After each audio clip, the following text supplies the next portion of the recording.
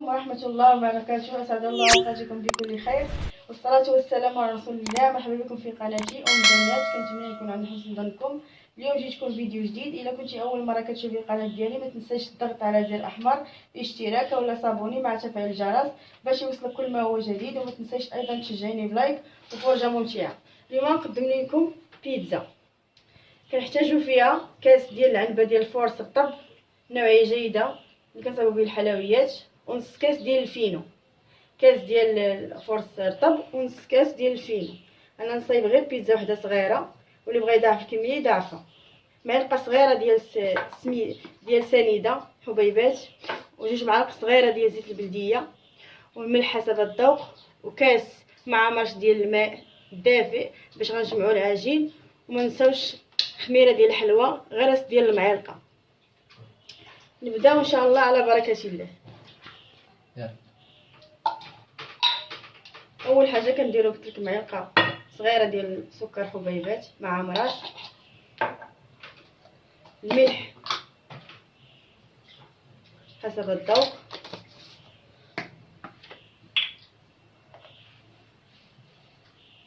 جوج معالق صغار ديال زيت البلديه.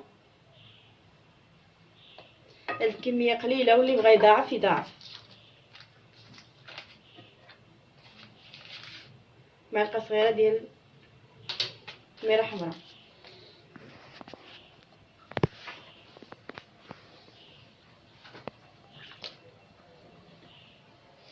غنكمل انا غادي نجمع العجين وغندلكو شويه غير شويه ونخليه يرتاح مده نص ساعه ونرجع معكم. خلينا العجينه ترتاح نص ساعه كما قلت لكم.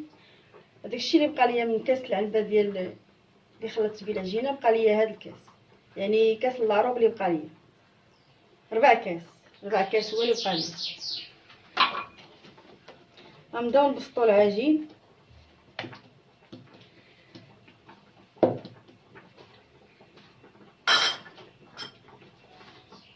بواسطه الدلاك.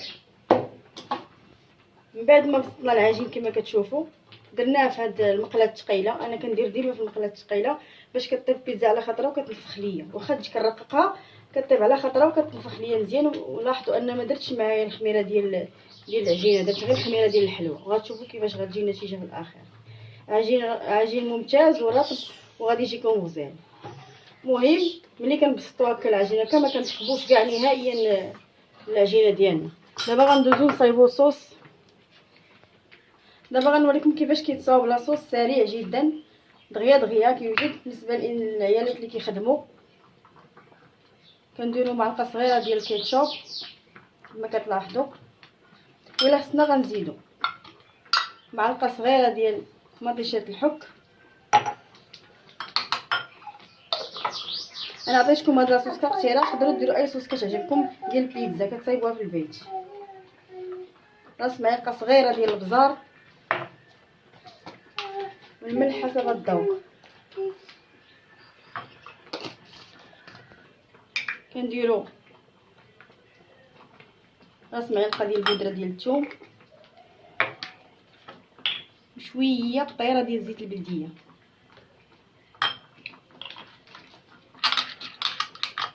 كما كتلاحظوا معايا نزيد شويه الماء غير شويه باش يتفك لينا هاد المطيشه الحك اللي استعملنا.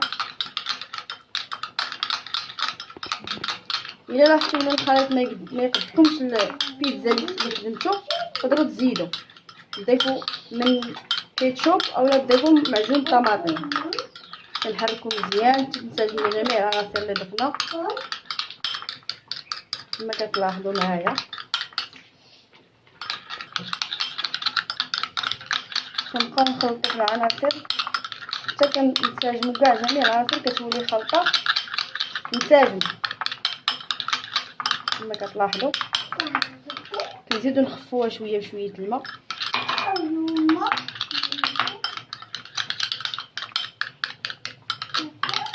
ملي كتشوفوا ملي كتوجد معنا لاصوص طوماط اللي درنا ديال البيتزا، غنبداو نوضعوها مباشره على البيتزا ديالنا كما كتلاحظوا.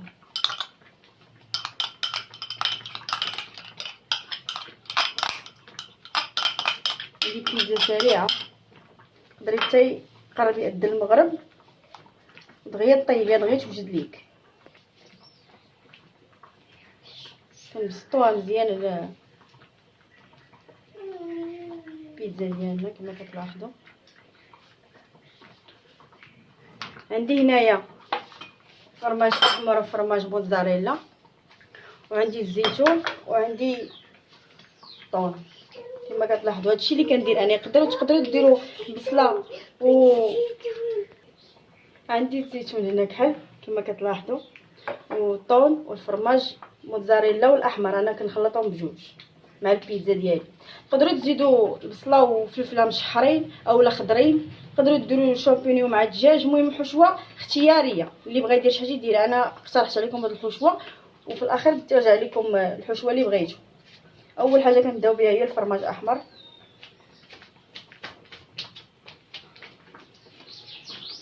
كنديرو هو الوجه ديال البيتزا ديالنا هو الاول باش كيعطي ديك التعليكه اللي كنبغيوها كاملين في البيتزا واللي كنشوفوها في المحلات.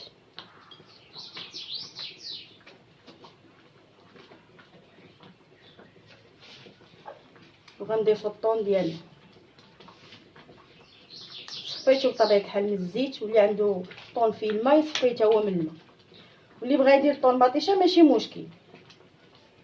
الحشوه كتبقى اختياريه. انا هاد الحشوه كنبغيها وكتبغي وليداتي كنبغيوها بزاف، ماشي كنستعمل هاد الحشوه دائما.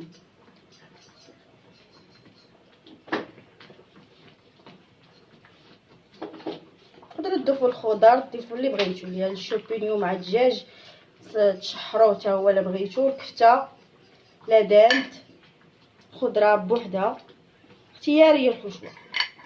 بعد ملي كنحطو الطون بحال هكا كنديرو نزوقو بالزيتون. اللي عندكم الزيتون مقطع اخضر تقدروا تضيفوه، عندكم زيتون كحل مقطع ماشي مشكل. المهم اللي كاين موجود عندكم في الدار. كنديروا رشه من الزعتر، واللي بغى يضيف هاد الرشه من الزعتر حتى في العجين يقدر يضيفها. المهم انا كنضيفها هنا في الاخير باش كتبقى النسمه قويه ديال الزعتر. ملي كنوجد لينا كنعمروا البيتزا كما كتلاحظوا، كندخلوها للفرن على درجه فرن عاديه كما كنطيبوا بها البيتزا. الغاز ديال الغاز انا عندي فرن.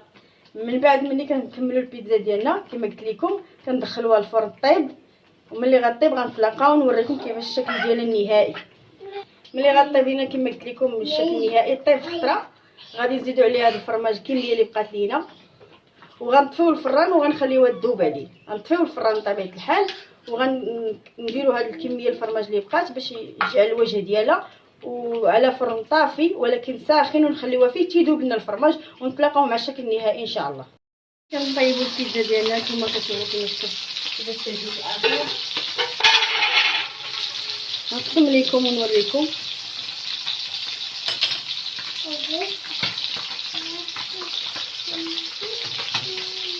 انا كنبغيها تكون رقيقه، واخا رقيقه وما فيهاش خميره ديال الخبز كتجي هشه وكتجي زوينه. رقيقه ولكن رطبه وزوينه. كنتمنى تكون عجباتكم الوصفه ديالي ديال نهار اليوم، وتشاركوها مع الاصدقاء والاحباب، وتشجعوني بتعليقاتكم ولايك، وتشتركوا في القناه ديالي باش يوصلكم كل ما هو جديد. وصفات تحيه طيبه والى الملتقى ان شاء الله.